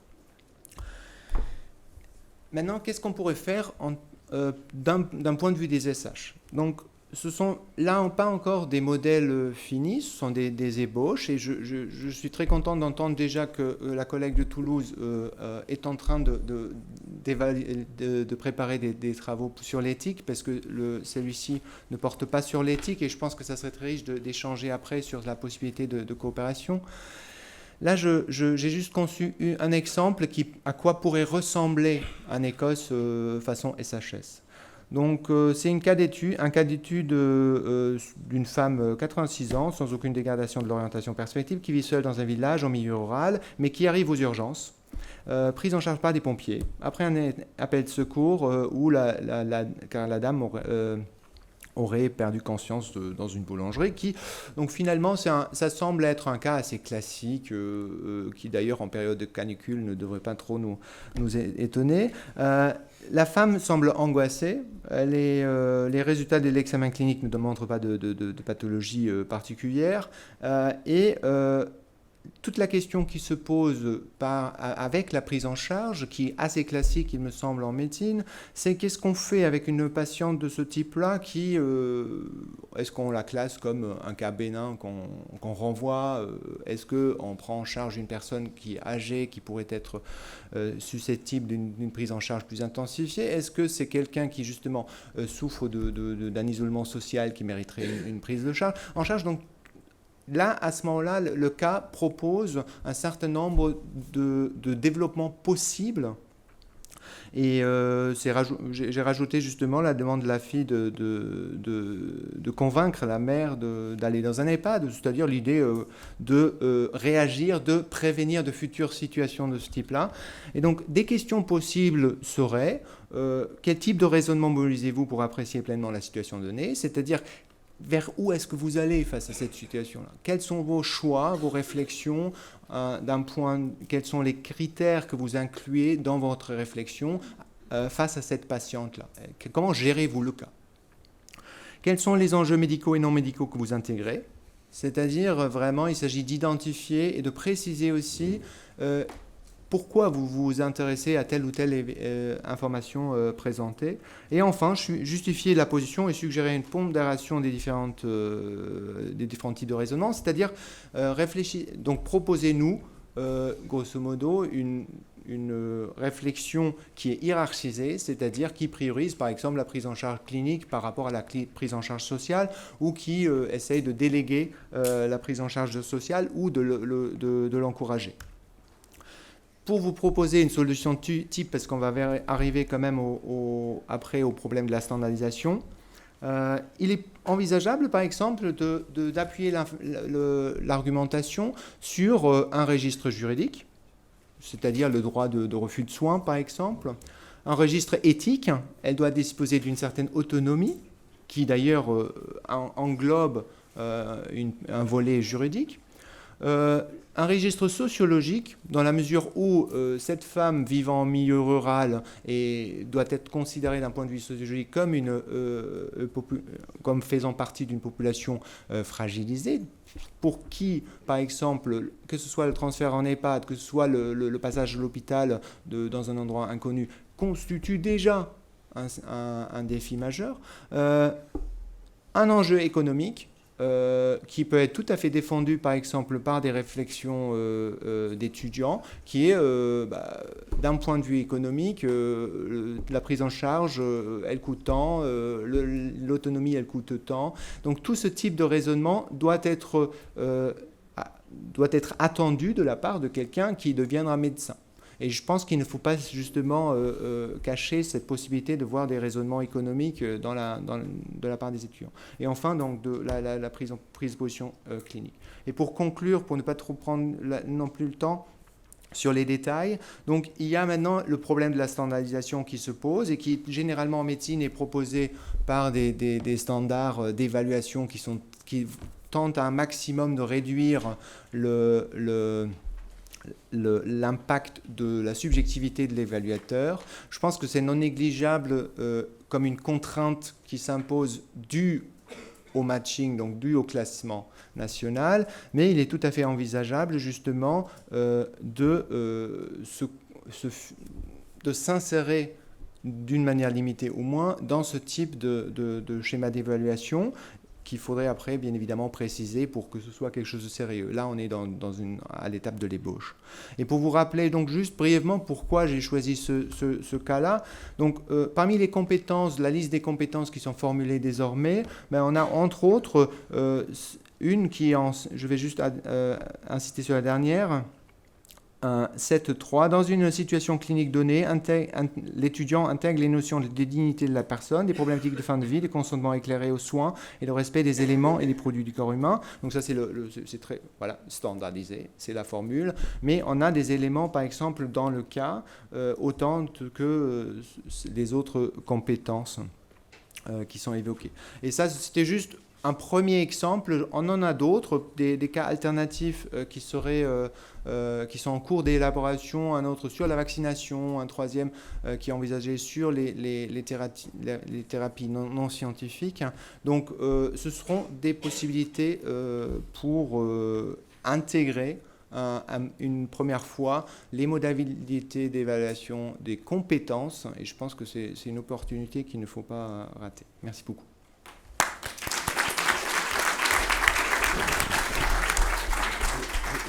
Je me retrouve devant le dilemme classique, c'est la fin de l'heure de la pause. Nous avons donc un quart d'heure de retard. Donc soit nous faisons une pause tout de suite et nous n'avons pas de discussion, et ensuite nous écoutons la conférence d'Anne-Marie Jutel. Mais si vous êtes enthousiaste, on peut ne pas faire de pause et avoir un moment de discussion tout de même, ce qui, moi, personnellement, me paraît très bienvenu. Bon. Il y a des oppositions forcenées à la pause, à la suppression de la pause.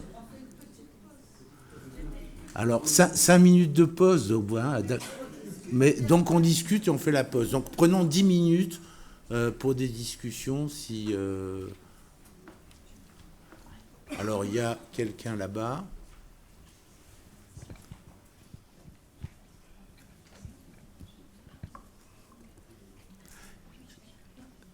Soyez concis dans les questions et précis.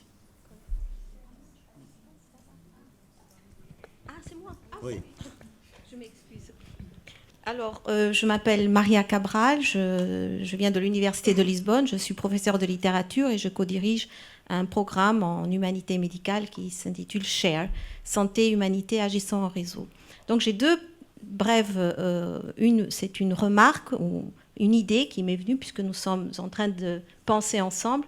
Je vais parler aussi d'une manière décentrée, comme dirait Méchonique pour la traduction, puisque je ne suis pas dans les universités françaises, mais nos enjeux sont identiques. Et je me demandais, en vous écoutant tous, si il ne serait pas un petit peu comme il a été besoin pour, quand on parlait tous d'interdisciplinarité, d'arriver à quelque chose qui serait une charte ou quelque chose qui permettrait à la fois un cadrage pour travailler ces objectifs communs dont on parlait tout à l'heure.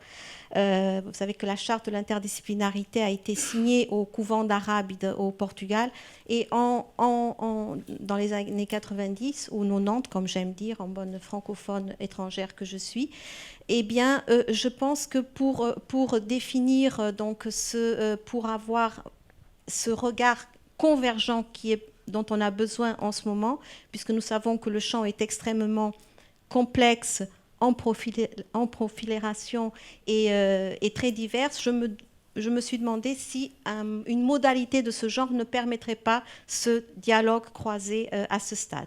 La toute deuxième question, c'est presque une provocation, en prof de littérature, je me suis dit que tout ce que vous dites à propos des cas cliniques, ils sont dans la littérature française, dans la littérature étrangère.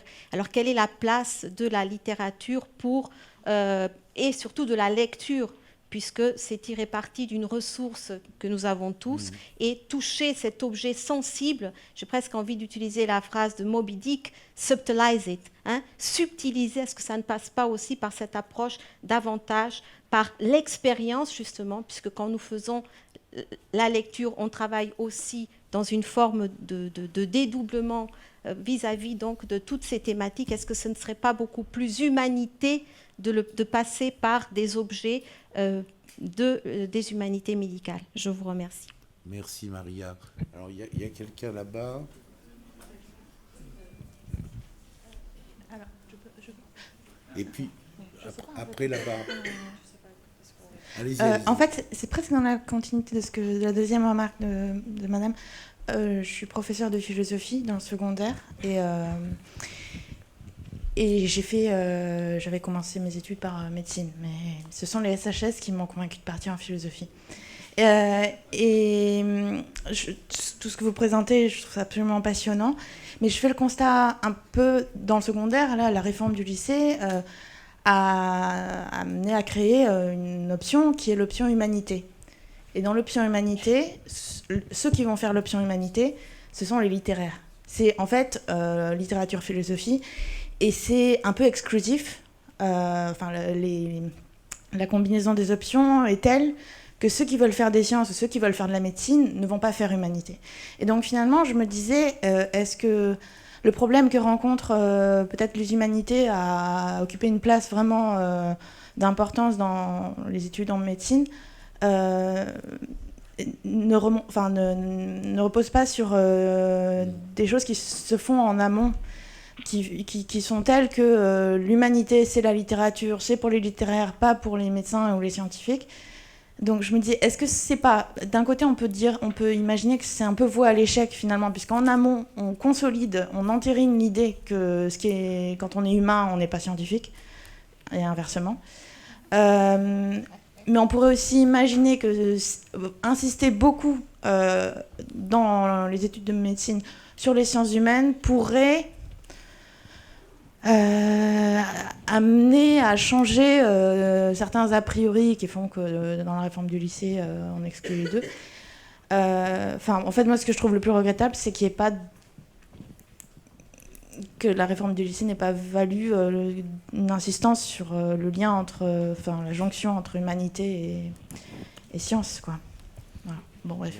Donc, c'était plus une remarque, mais c'était dans la continuité. Là-bas, oui. Bonjour.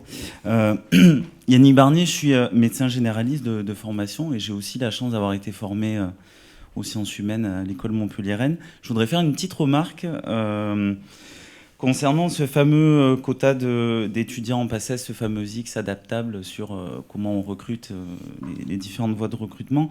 J'ai la chance d'avoir une voisine qui est rentrée en médecine à Montpellier en passerelle, après des études assez prestigieuses à l'école normale, donc, qui d'ailleurs écrit un blog qui s'appelle L'Externe, je ne sais pas si vous connaissez.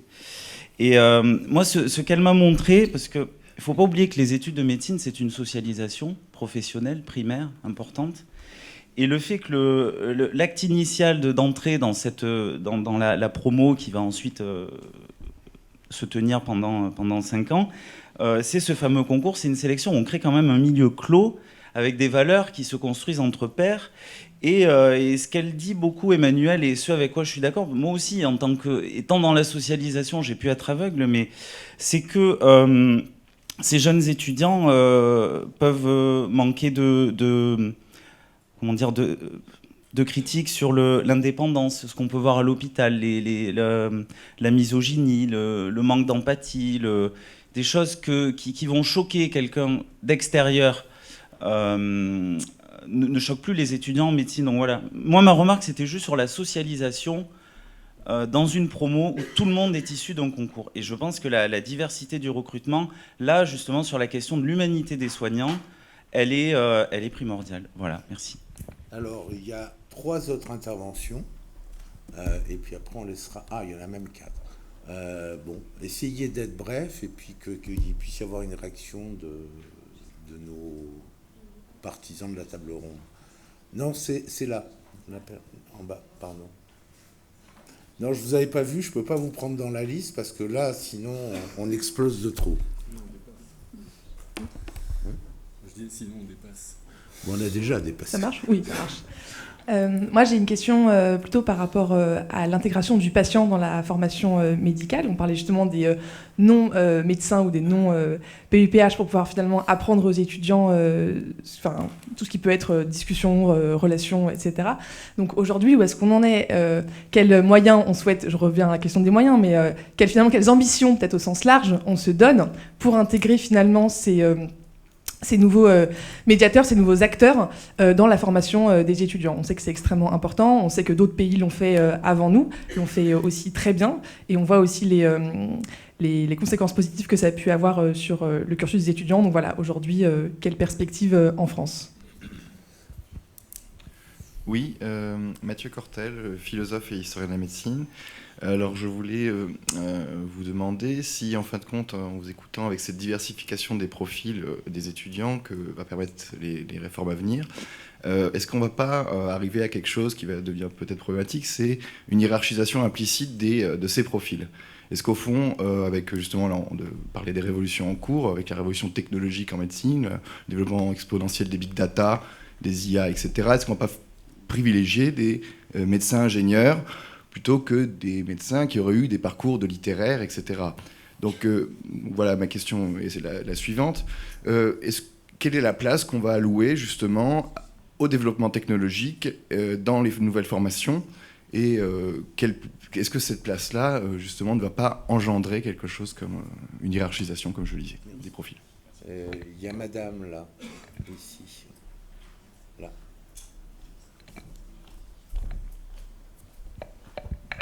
Bonjour, je suis Alice Polomeni, je suis psychologue clinicienne et je contribue depuis une vingtaine d'années à l'enseignement des étudiants de médecine dans différentes facultés à Paris.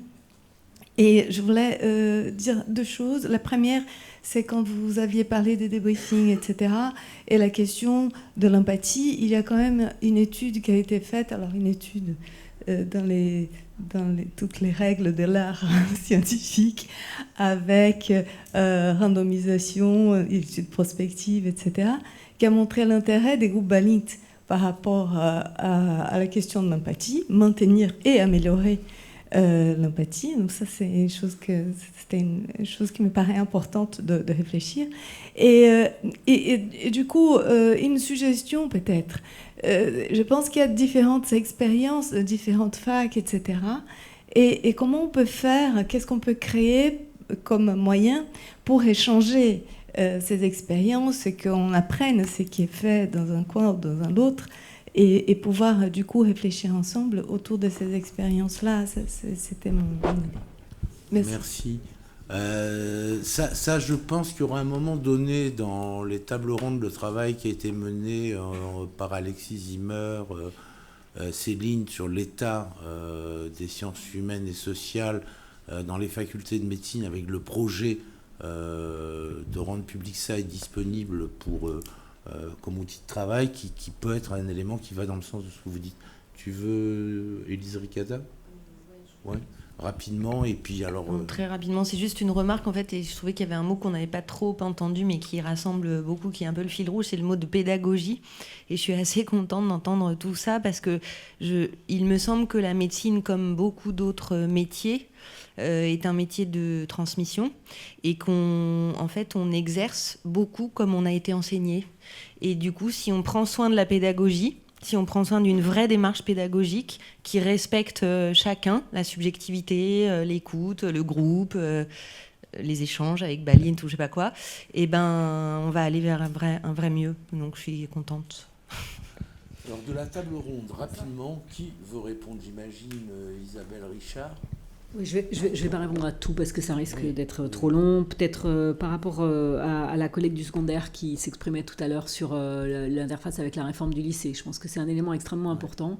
C'est une des raisons pour lesquelles on n'a pas souhaité mettre une année de plus et pour lequel on a souhaité que les évolutions se fassent avant le bac nouvelle formule et pas après. Ce qu'on souhaiterait, alors je ne sais pas si on va y arriver, mais ça dépend aussi de la façon dont les collègues du secondaire nous aideront à le faire, mais ce qu'on souhaiterait, c'est transformer une situation d'orientation qui est « je vais en PACES et si je me plante, je verrai », en une situation qui soit « je suis bon en quoi et qu'est-ce qui m'intéresse ?» Et que ce soit à partir de là que l'étudiant choisisse, enfin l'élève candidat à devenir étudiant choisisse l'une des multiples voies d'accès aux études de santé possibles, ce qui vous aurait permis non pas de vous inscrire en PACES pour qu'un enseignant de SHS vous convainque de poursuivre en philo, mais éventuellement de vous inscrire d'emblée dans une licence du secteur SHS ou de philo et de mûrir tranquillement le projet de savoir si vous souhaitiez finalement vous orienter vers des études de médecine ou pas. Donc c'est ce renversement-là qu'on voudrait créer, et ça suppose bien évidemment qu'il y ait, pas forcément dans toutes les universités, mais de façon significative, des offres d'admission dans les études de santé non homéopathiques via les filières de SHS. Et il faut collectivement qu'on arrive à ça si on veut effectivement avoir une vraie diversité. Alors ça permet de rebondir sur votre deuxième question qui est: est-ce que cette diversité sera une hiérarchisation ? Nous, on peut, dans le texte réglementaire, jusqu'à un certain point, la protéger, cette diversité, en disant au moins 2 voies d'accès différentes, etc. Il faut qu'on se méfie de ne pas construire une usine à gaz en allant dire 3% par ici, 5% par là, etc. On va essayer de rester raisonnable dans ce qu'on écrit en termes de contraintes de diversification. Et puis après, heureusement sans doute, on n'a pas la main sur les comportements de tout le monde partout. Et ça dépendra aussi de la force de conviction de tous les gens qui sont dans cette salle. Mais je pense que je ne peux pas faire ça de mon bureau 21 rue Descartes, quoi. Ça ne va pas fonctionner. Et on a besoin à la fois de plus d'étudiants en médecine, par exemple, ayant fait des SHS, mais on a un besoin crucial de plus d'étudiants en médecine ayant fait des maths. Aujourd'hui, le niveau scientifique des étudiants en médecine, il n'est pas bon. C'est pas vrai que c'est des études scientifiques, c'est des études dans lesquelles il y a très peu de sciences, dans lesquelles il n'y a quasiment plus de mathématiques du tout, et on n'est absolument pas en train de fabriquer les compétences dont on a besoin. À l'horizon, il y a big data, etc. Et toutes ces questions-là, elles sont également légitimes. Et voilà, si ce pays pouvait sortir de la question systématique de « ok, on fait plusieurs voies, mais la voie royale, c'est laquelle ?» ça serait bien. Alors, il y a Anatole Le Guillou qui voulait dire quelque chose, puis Nicolas Chaupier, on s'arrêtera peut-être là. Oui, pour revenir sur la question de l'interprofessionnalité, effectivement, on ne l'a pas forcément énormément développé là, mais c'est un aspect sans doute fondamental. Je pense, quand on regarde les référentiels de compétences actuels, alors déjà c'est extrêmement variable suivant les professions, notamment en santé, entre les infirmiers qui ont un vrai référentiel de compétences et la plupart des professions, des études post-PACES en fait, en règle générale, qui ont des référentiels de compétences qui sont beaucoup plus succincts. On n'est pas encore en approche par compétences, cette réforme est là pour nous y amener. Je pense que vraiment, par contre, on a les mêmes grandes catégories de compétences. L'idée, je pense, ça serait vraiment de réussir à définir les cas, les situations professionnelles et comment on interagit au sein de ces situations professionnelles en utilisant des compétences qui ont le même titre, qui ont le même fond, mais qui vont être vécues légèrement différemment suivant la manière dont on a été enseigné. Et c'est là où il y a déjà des initiatives, des séminaires interprofessionnels. Sans doute, il faudrait mettre une grande part de simulation là-dedans pour voir de quelle manière on interagit entre nous, de quelle manière on interagit autour du patient et de quelle manière le patient ressent justement cette interaction. Et effectivement, l'idée d'une charte est peut-être très intéressante, mais il y a un gros travail à faire avant, qui a commencé à être réfléchi du côté des associations étudiantes, mais qui est très prenant, et vu le nombre de réformes actuelles, n'a pas forcément été autant développé qu'on l'aurait voulu, mais qui est justement de référencer ces compétences, ces manières dont on interagit à chacun pour voir de quelle manière on pourra ensuite créer des initiatives de formation commune. Et je vais juste faire une toute petite phrase aussi sur le numérique, vu que c'est les changements du système de santé, après je me tais, promis. C'est effectivement fondamental, mais pour éviter une hiérarchisation, il faut peut-être également recentrer sur le fait que parler de big data, parler de numérique, ça a forcément un aspect sociétal derrière, un aspect éthique, et il ne faut pas hiérarchiser, il faut recentrer sur les compétences, sur les humanités, sur les compétences scientifiques, où effectivement on pêche énormément, mais il faut vraiment le voir comme une complémentarité, et sans doute là, la réforme du premier cycle, avec un vrai suivi de ces personnes qui viennent de différents endroits, ne doit pas être hiérarchisé, mais doit être mis ensemble pour s'apporter les uns les autres. Nicolas. Et je voulais simplement rebondir sur la question de la place des patients dans la formation. Donc c'est un sujet qui nous intéresse à plusieurs titres au sein du collège, puisque en fait on en parle depuis au moins 4 ans, même si en fait des collègues invitent et associent des personnes concernées, des personnes en situation de handicap, des usagers du système de santé qui ont des expériences et qui ont construit une expertise, même si le mot expertise ici doit être pris avec plusieurs guillemets, viennent participer à la formation des futurs médecins. Et en fait, il y a une articulation qui est à trouver entre les sciences humaines qui parfois sont reléguées à la position de porte-parole des patients dans les facultés, alors que je crois que c'est pas la posture dans laquelle en fait nous les sciences humaines on va être on est légitime. En fait, justement, les patients n'ont pas forcément besoin de nous comme porte-parole, et d'ailleurs on n'a pas été nommés par eux comme tels. Et donc c'est une réflexion sur un partenariat aussi avec les sciences humaines. Je voulais mentionner peut-être aussi le fait que la conférence des doyens a lancé un groupe de travail dont je fais partie sur ce thème-là et qui devrait aboutir d'ici l'automne. Et donc on discute avec les étudiants dans ce cadre-là et avec aussi les représentants des usagers. Et enfin, je voulais aussi peut-être alerter sur même si on a bien discuté des standards et on a montré tout à l'heure qu'on n'avait pas forcément peur de parler de standards dans le cadre des sciences humaines. Et en même temps, je pense que la question de la place des patients, on doit être vigilant à cette question-là, de la standardisation, d'une normativité trop forte sur ce qu'est la parole ou ce qu'est la place des patients dans le système de formation médicale. Moi, il me semble qu'il faut aussi voir toutes ces questions-là aussi comme un changement culturel profond, une démocratisation de la médecine et donc des transformations de fond sur lesquels on ne peut pas définir des processus et des process qui soient vraiment prédéfinis. Je pense qu'il faut aussi se laisser surprendre et faire confiance à la façon dont les citoyens, les patients, les usagers peuvent venir bousculer un peu aussi l'institution et construire avec ça plutôt que de prédéfinir quelle sera leur place. Ça, c'est en tout cas le point de vigilance sur lequel moi je me retrouve. Je vous propose qu'on termine là. On va avoir 6 minutes de pause, pas plus, et on va reprendre. Je remercie tous les participants à la table ronde. Et je pense qu'il faut noter ce que disait Isabelle Richard et qu'a repris Laurent. C'est nous sommes tout de même à un moment clé où les sciences humaines, on n'a pas intérêt à chômer. Il y a être force de proposition parce que c'est là que ça se joue.